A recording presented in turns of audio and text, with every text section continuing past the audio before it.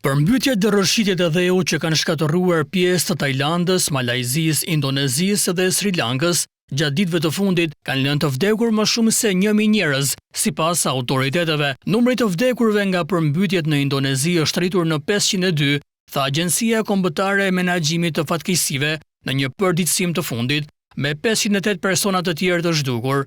Të paktën 340 njerëz kanë humbur jetën në Sri Lanka, njoftuan autoritetet të hënën, dhe shumë të tjerë rezultojnë ende të zhdukur. Sri Lanka dhe Indonezia kanë dërguar personel ushtarak për të ndihmuar viktimat e përmbytjeve katastrofike, ndërsa punonjësit e shpëtimit po luftojnë me kohën për të arritur të mbijetuarit e mundshëm në disa nga zonat më të goditura.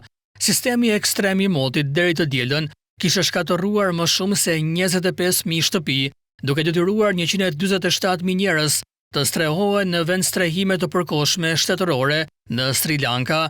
968.000 njerëz të tjerë kërkuan ndihmë pasi u zhvendosën nga përmbytjet. Rrëshqitjet e dheu të shkaktuara nga përmbytjet kanë lënë të vdekur të paktën 176 njerëz në Tajlandën Jugore, një nga ngjarjet më vdekjeprurse të përmbytjeve në vend në një dekadë.